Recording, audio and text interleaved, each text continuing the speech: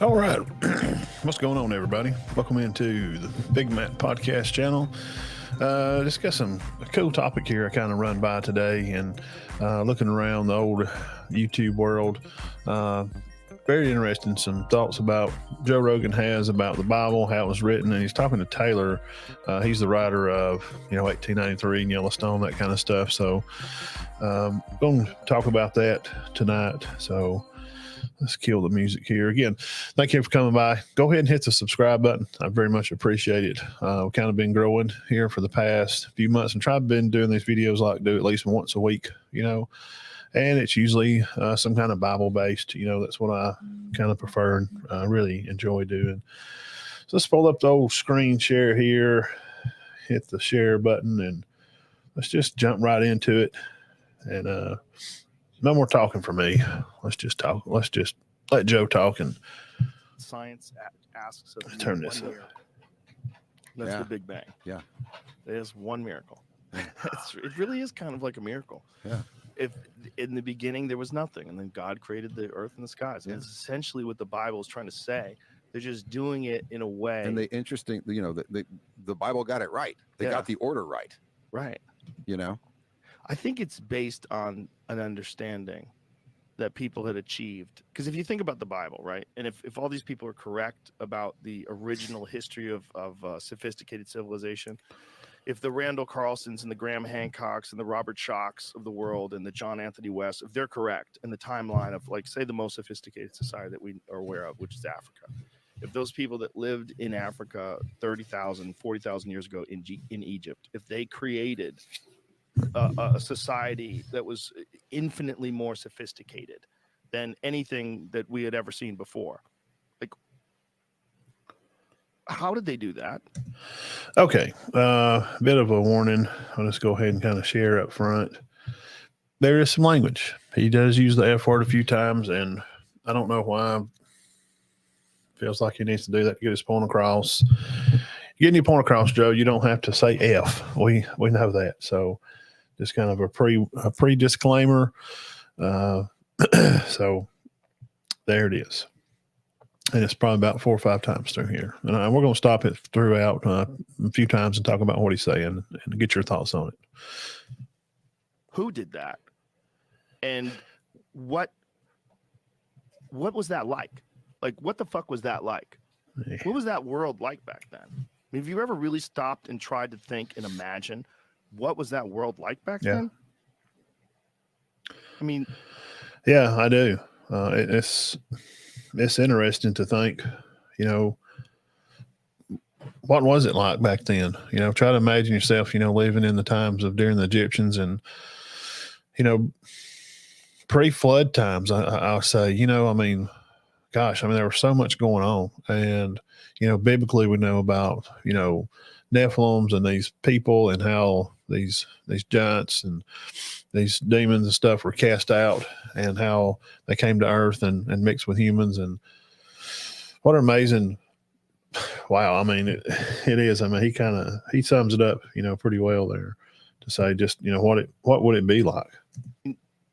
Well, how about that you have a similar world in Central and South America where they also had built things many thousands of years ago that still, like, how the fuck did you do that? Yeah. How'd you do that? Easter Island. How did y'all make those things? Yeah. How in the world those large faces, that's on the island over there. I think if those things made go a rock, down, huge, and then people have to rebuild, I think it takes a long time before people figure out what happened. I think it takes a long time. And I think that's where a lot of the confusion that you see in the Bible comes from. Like, God made the earth and the sky and everything in like 6 days, right? And then on the 6th day, he rested. Okay. What are they actually saying, though? You're getting things that are translated from an oral history of 1,000 years, and then they're writing it down in Aramaic, they're writing it down in ancient Hebrew. And you're getting it many years later, long after, diluted and all kinds of. Think about what people are willing to do today to the Constitution today, with all the information that we have about the dangers of this. Think about what they're trying to do today. Now imagine what you would do if you had the real knowledge of the birth of the solar system, of the development of human beings, and the God energy of the universe, and you tried to translate it over an oral history, because there's chaos, because there's no more cities anymore and everyone's dead, and you're just like hunting and gathering as cave people, and you're trying to relay this origin story of mankind. And yeah, I can understand. I think we could all probably relate in some way of, what must that have been like, to have lived in those times, and for the history of the Bible, not just reading it, but you're living out, in your life. I mean, right now you're living. I mean, I guess maybe like when big things are going on, you don't think about it as it's happening. You just kind of live in the moment, and you're surviving. Okay, we got to realize, back then people were just, literally just surviving. So, I wonder, what would it be like? What must it have been like to live in part of those times? Now, some of what he's saying there, you kind of go back to that part where he's talking about, it's made in 6 days and he rested. What happened, or what are they talking about? And he's curious. The thing is with Rogan, he's become more curious over the time, to where he's, actually giving some thought about, Christianity.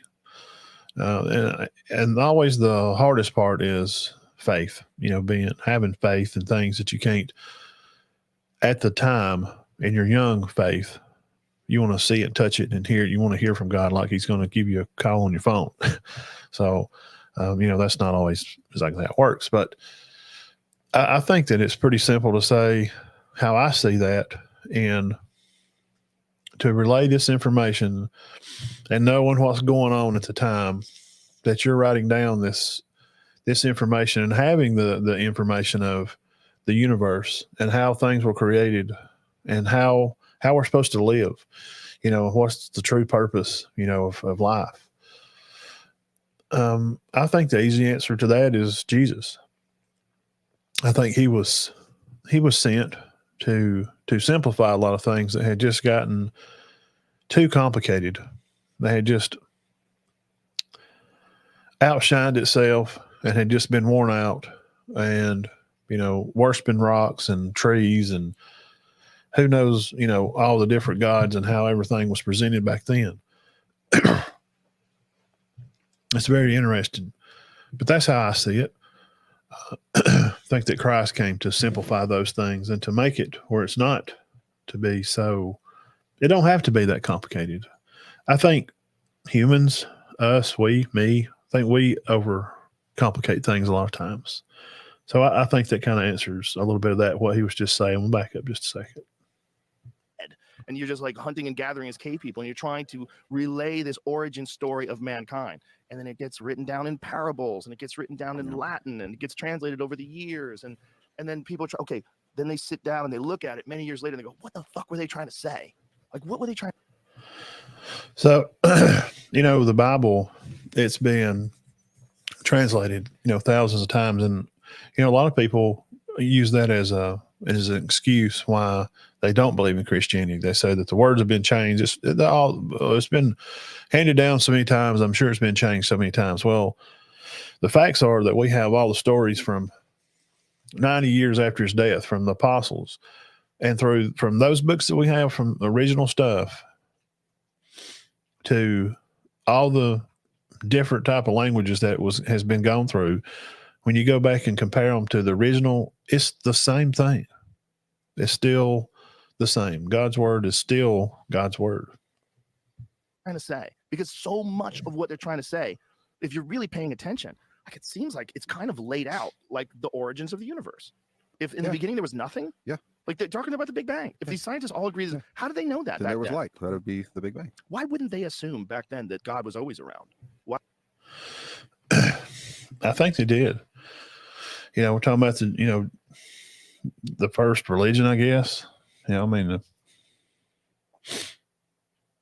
first religion, gathering of people into some type of tribe.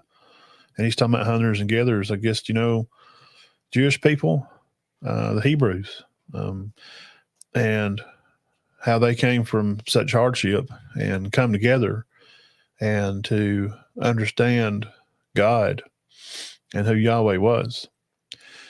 And through this, in the beginning, all the way through, through the book of Genesis and into, Judges, which is, talking about those type of things, Deuteronomy and Ecclesiastes and stuff, how people had to live and how things were. And these stories were handed down for so long that, what did they believe? Or, why did they just not believe that he was created in the beginning and that there is an end? But they always knew that God was never created. It just always was, and it is, and it always will be, because that's what it said, being the Alpha and the Omega. So I've always, and also in some studies from the telescopes and stuff that we've gotten back over just the past few months, we found out that we really didn't see the Big Bang. That the telescopes that go back that far, that we really don't know any more now than we did, and that there's no real dead particles at all in the universe, and that we only can really see a small percentage. I don't know, 5-6%, and the rest of it, we just really don't know. They use the term dark matter, like a dark energy that they're still trying to figure out how it works. So there's just so much that we don't know. But these are good questions, and Joe brings up these kind of things a lot, and I thought this was interesting. So thanks for coming by and hanging out. Let's continue on here for a few minutes. Why would they assume that God had to make everything? Why would they assume that there was a beginning and an end? Just because they have a beginning and an end? Is that rational? Why would they assume that? And why did everybody assume that? Maybe because they fucking knew. Maybe because at one point in time, whether it's 10,000 years ago, 20,000 years ago, they had figured a lot of this shit out. Well, someone figured something out for the pyramids and the way that they were built to be aligned so perfectly with a true north, and just to be able to construct them. If those people were that smart, why wouldn't we imagine they had an understanding of the birth of the universe? Why wouldn't we imagine that they would have this bizarre understanding of the way morality and good and evil play out with human beings? Yeah. Maybe they were right. Maybe they were right, but it all just got fucked up over the thousands of years after asteroid impacts and thousands of years of the destruction of the advanced civilizations and the world going back into chaos and then slowly rebuilding. And you're rebuilding these ancient texts that you find in clay pots and Qumran. And you ever seen when they translate like the Dead Sea Scrolls and they lay them out and they have to try to figure out which pieces go with which scroll, and they do it based on DNA. All this DNA is from this cow, so let's take this scroll from this cow skin and put it together and try to read what the fuck they said. It's incredible, but it makes sense. It makes sense if you buy into the idea that there's been a restart of civilization, and then you go back and say, okay, what is the history of the Bible? Like, how old is it? What's the oldest version? Like, what's the oldest version of the stories? Like, who knows? Right. Who knows? Version. Right. What was the original? Like, you're playing a game of Telegram, right, or telephone with over 1,000 years with who knows how many people. But if we've seen what the Egyptian people were able to build, what was that like? How sophisticated were they? And maybe what we're getting at in the Bible is just the longest game of telephone of a true story. It's just all kind of gumbled up in stories, and God's testing you and all this thing about, God telling this guy to kill his kid. It's just a little screwed up, but it's showing you that there are evil forces at play and there are temptations. And, and he's brought that up before, and it's hard to understand as a new believer to understand, how are you supposed to, be called out to kill your son? It was all just a testament of faith. And what a hard thing that must have been. I couldn't imagine. I'm not going to say I can't say I would pass that test. I just couldn't, man. I mean, are you kidding me? I mean, who's gonna, hey, take a kid up on a mountain and kill him, put him on an altar? Wow, ain't that crazy? That would be a very, very hard. So let's keep going on here. It's digestible lessons in a story that you can understand. Exactly. And that's but at why the heart I of said it, there's some truth to it. Because what is a day to God? Yeah, what does that mean? Is that a billion years? Yeah. A million years? 100 billion? Who knows? Yeah. Who knows? Yeah. Who knows? But it's presented in a way that you can digest it. Yeah. I know. And then our version of it is this simplified, uneducated, barbaric version that gets translated from people that are involved in sword fights. They're fighting each other with swords and hacking each other to death for thousands of years while they're telling this story. The Crusades, all these different things that people did during that time, horrific things. And during that time, they're doing it, many of them, in defense of their God, in defense of their religion. They're motivating people by these ways. Yeah. It's fascinating stuff. It is. It's fascinating. But when you hear a guy like Tucker Carlson saying that what else do you know, bro? Say what you know. Like, what makes you say that? Because if that really is what it is, that would make sense to me why the government would keep that information from people. Because if we found out that people were essentially just a vessel of souls and that we are essentially designed to give birth to artificial intelligence, and then that will be the end of it. So that's why they're not worried about nuclear war. That's why they're not worried about the environment. That's why they don't give a fuck about anything. This is all coming to an end. We're there. Yeah. Like we have it. We have it to the degree that people are already relying on it heavily. Yeah. Advertising agencies are relying on it to tell them how to cut a commercial, how present the logo needs to be in the commercial. Like this is happening right now. Oh, yeah. This shit just appeared 3 years ago. Right. Okay. Let's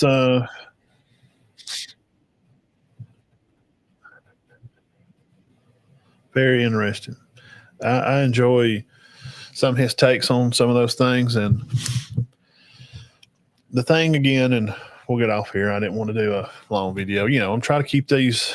Sometimes I get on 40 minutes or so. I try not to. We try to keep on. This 30-minute mark seems to always work for me very well.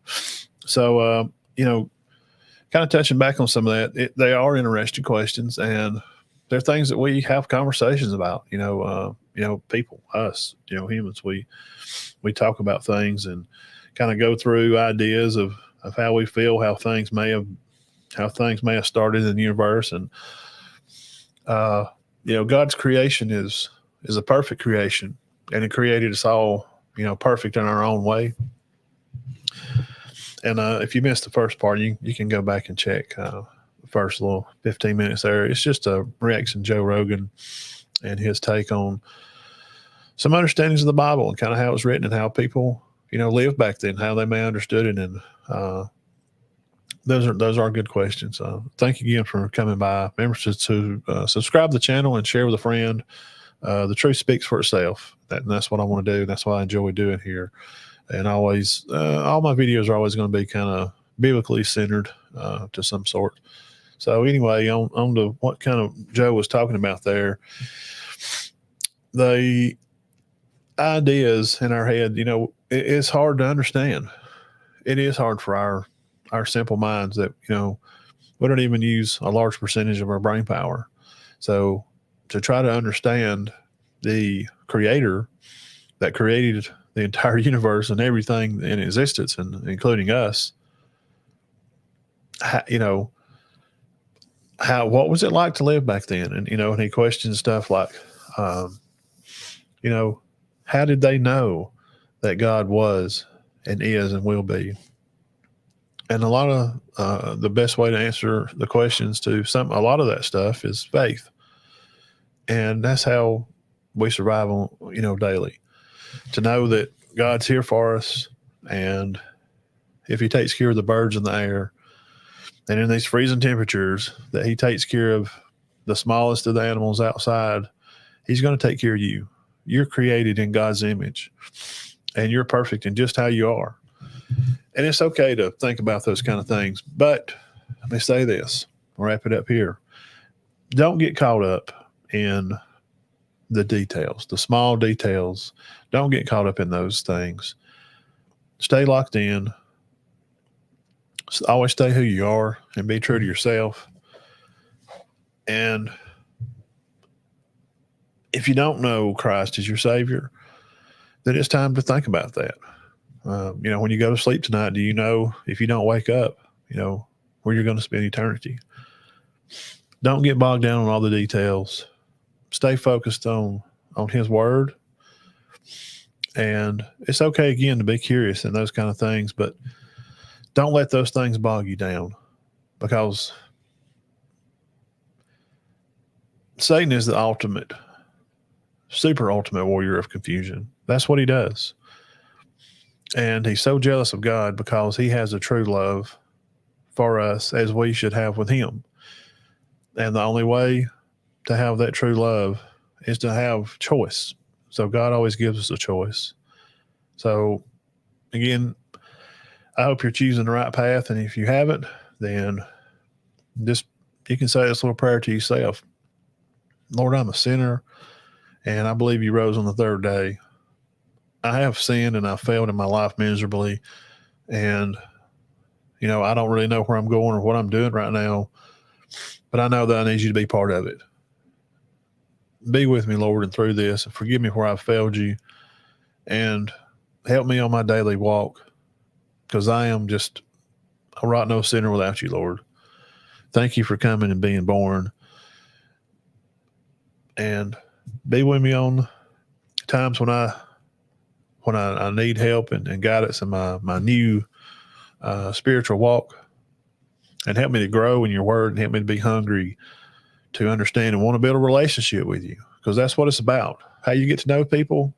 How do we get to know girls and have friends? Back in the day, we talked every day. That's what we did. So you say that prayer and you really mean it, then the things that you used to like, those things go away. And is it going to be easy? Well, I've prayed that prayer. Well, I'm locked in now.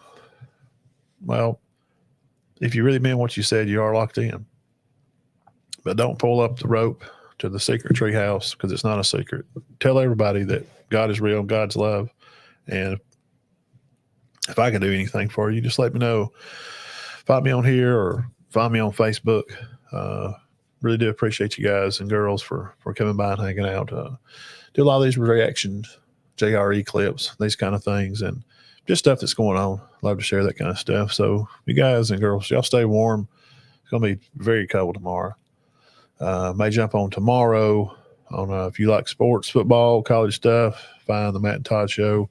See our sign up here in the back. You can find us on here. We're on Sundays at 6. May jump on tomorrow and share some football stuff. Got a lot of interesting stuff going on around there. But for this, keep your heads clear and your hearts full of God, and pray that prayer. Think about it, and jump in the New Testament. Start over there in Romans. Start reading right there, and see how Saul become Paul and how all that kind of laid out. And what a